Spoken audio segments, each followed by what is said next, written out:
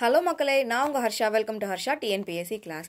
இந்த வீடியோ ரொம்ப இம்பார்ட்டண்ட்டான வீடியோ. ஸோ பிகினராக இருந்தாலும் okay, TNPSC any competitive exam, நீங்கள் வந்து central government, state government, banking, SSC எது நீங்கள் படித்தாலுமே இந்த ஒரு ஸ்டடி டிப்ஸ் வந்து உங்களுக்கு ஃபென்டாஸ்டிக்காக யூஸ்ஃபுல்லாக இருக்க போகுது. காம்படிட்டிவ் எக்ஸாம் இல்லாமல் ஜென்ரலாக ஸ்கூல் காலேஜ் படிக்கிறவங்களுக்கும் இந்த டிப்ஸ் வந்து ஹெல்ப்ஃபுல்லாக இருக்கும். ஸோ உங்கள் ஃப்ரெண்ட்ஸ் அண்ட் ஃபேமிலிக்கு மறக்காமல் ஷேர் பண்ணிடுங்க. நம்ம வந்து 4 சீக்ரெட்டான ஸ்டடி டிப்ஸ், நான் வந்து டாப்பராக இருக்கிறதுக்கு என்ன 4 ஸ்டடி சீக்ரெட்டான டிப்ஸ் ஃபாலோ பண்ணேன் அப்படிங்கிறத உங்ககிட்ட வந்து ஷேர் பண்ண போகிறேன். நம்பர் 1, ஒரு விஷயத்தை வந்து நம்ம குறுகுறுன்னு பார்க்கணும். Visual focus method.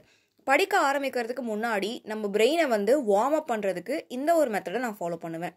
நம்மக்கிட்ட இருக்கிற ஏதாவது ஒரு பொருள், அது சின்னதாக இருந்தாலும் சரி, பெருசாக இருந்தாலும் சரி. எக்ஸாம்பிளுக்கு பென் எடுத்துக்கோங்க. ஒரு பெண்ணை எடுத்து நீங்கள் 30 செகண்ட் பார்த்துக்கிட்டே இருக்கீங்க.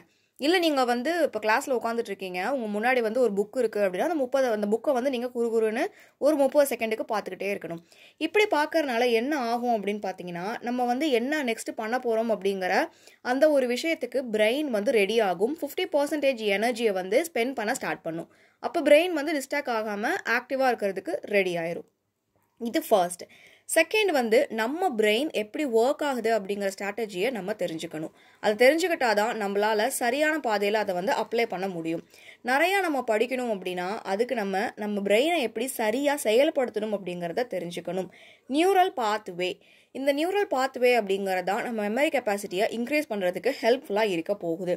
அதுக்கு 2 விஷயம் இருக்குது. First one, revise.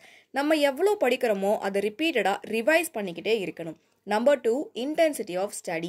இந்த இன்டென்சிட்டி அப்படிங்கிறது நம்ம உடம்புல ஹார்மோனல் ரிலீஸ் இருக்குல்ல, அட்ரினலின் அப்படிங்கிறது நம்ம கோவமாக இருக்கும்போதோ, பயத்தில் இருக்கும்போதோ, ஹாப்பியாக இருக்கும்போதோ ரிலீஸ் ஆகிற ஒரு ஹார்மோன். இந்த ஹார்மோனை நம்ம பாசிட்டிவாக ரிலீஸ் ஆகிற மாதிரி செஞ்சோம் அப்படின்னா ரொம்ப ஆக்டிவாக டிஸ்ட்ராக்ட் இல்லாமல் படிக்க முடியும். கோல்டு வாட்டரில் குளிக்கிறது மூலியமா, இல்லை நம்ம வந்து பப்ளிக்காக யார்கிட்டையாச்சும் பேசிகிட்டு இருக்கும்போது இந்த அட்ரினலின் நமக்கு பாசிட்டிவாக ரிலீஸ் ஆகும். இது நம்மளை டிஸ்ட்ராக்ட் ஆகாமல் நிறையா படிக்கிறதுக்கு ஹெல்ப் பண்ணும். Number 3, sounds to boost your study. இந்த சவுண்ட்ஸ் டு பூஸ்ட் அப்படிங்கிறது எனக்கு நானே செட் பண்ணிக்கிட்ட ஒன்று. இப்போ நான் ஒரு விஷயத்தை வந்து படிக்க ஸ்டார்ட் பண்ண போகிறேன், ஆனால் எனக்கு ஸ்டார்ட் பண்ணவே பிடிக்கல அப்படின்னா எனக்கு ரொம்ப பிடிச்ச மோட்டிவேஷ்னலான சாங் வந்து நான் கேட்பேன். எல்லாமே வந்து நம்ம கண்ட்ரோலாக வச்சுக்கணும். பாட்டு கேட்க ஆரம்பித்த உடனே மணிக்கணக்காக பாட்டு கேட்காம ஒரே ஒரு பாட்டு அப்படின்னு பாட்டு கேட்கறதுக்கு முன்னாடியே நான் வந்து லிமிட் பண்ணிக்குவேன். ஸோ எனக்கு பிடிச்ச ஒரே ஒரு மோட்டிவேஷ்னலான சாங், அது எந்த லாங்குவேஜாக கூட இருக்கலாம், அதை நான் வந்து கேட்ட உடனேயே எனக்குள்ளே நானே சொல்லிக்கிறது, இந்த ஒரு சிலபஸை இவ்வளோ நேரத்துக்குள்ளே முடித்தா மறுபடியும் இன்னொரு சாங் கேட்கலாம். எனக்கு நானே சேலஞ்ச் பண்ணிக்குவேன். ஓகேவா? இப்போ ஒரு 2 மணி நேரம் இருக்குது அப்படின்னா 2 மணி நேரத்தில் இந்த பாலிட்டியில் இந்த லெசனை முடித்தேன் அப்படின்னா ஒரு பாட்டு வந்து கேட்கலாம் அப்படின்னு சொல்லிட்டு எனக்கு நானே சேலஞ்ச் பண்ணிக்குவேன். ஸோ அப்போ வந்து என் மைண்டு 2 மணி நேரத்தில் அந்த டாப்பிக்கை முடிக்கணும் அப்படிங்கிறத மட்டும்தான் ஃபோக்கஸ் பண்ணும். 4வது, கேம். ஆஃப்லைனாக ஏதாச்சும் கேம். நான் என்னோடய ஃபோனில் நிறையா கேம்ஸ் வந்து எடுத்து வச்சுருக்கேன், கேண்டி க்ரஷ் மாதிரி. ஸோ இந்த மாதிரி குழந்தைங்க விளையாடுற கேம்ஸ் தான். அந்த கேம் வந்து என்ன பண்ண போகிறோம் அப்படின்னு பார்த்தீங்கன்னா, இப்போ வந்து சாங் மெத்தடு மாதிரியே தான் கேம் மெத்தடும். ஃபஸ்ட்டு வந்து நம்ம படிக்க ஆரம்பிக்கிறோம் அப்படின்னா நாமளே சின்னதாக சீட் பண்ணிக்கிறது தான், வேறு ஒன்றும் இல்லை. என் பிரெயினை வந்து நான் சொல்கிறத கேட்க வைக்கணும் அப்படிங்கிறதுக்காக சின்ன ஏமாத்து வேலை.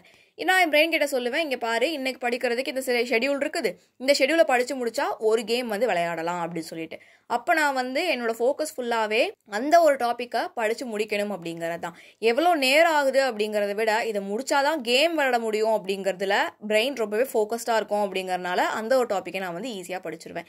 சின்ன வயசுலேருந்தே இந்த மாதிரி சின்ன ட்ரிக்ஸ் யூஸ் பண்ணி தான் என் பிரெயினை நான் என்னோட இஷ்டத்துக்கு டியூன் பண்ணி வச்சுருக்கேன். எல்லா அகாடமிக் எக்ஸாம்லேயும் டாப்பராக இருக்கிறதுக்கும் இந்த 4 ஸ்டடி டிப்ஸ் தான் எனக்கு வந்து ரொம்ப ஹெல்ப்ஃபுல்லாக இருந்துச்சு.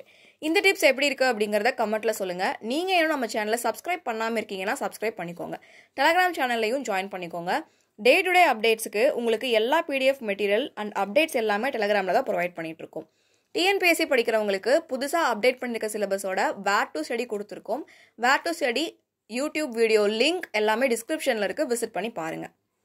இந்த வீடியோ உங்களுக்கு யூஸ்ஃபுல்லாக இருந்தால் ஃப்ரெண்ட்ஸுக்கும் ஃபேமிலிக்கும் ஷேர் பண்ணுங்கள். அண்ட் மறக்காமல் வீடியோவுக்கு லைக் ஒன்று பண்ணிடுங்க. உங்கள் லைக் தான் என்னோட மோட்டிவேஷன். நான் கண்டினியூஸாக வீடியோஸ் போடுறதுக்கு உங்கள் லைக் தான் எனக்கு ஹெல்ப் பண்ண போகுது. இந்த வீடியோ ஃபுல்லாக பார்த்ததுக்கு தேங்க்யூ.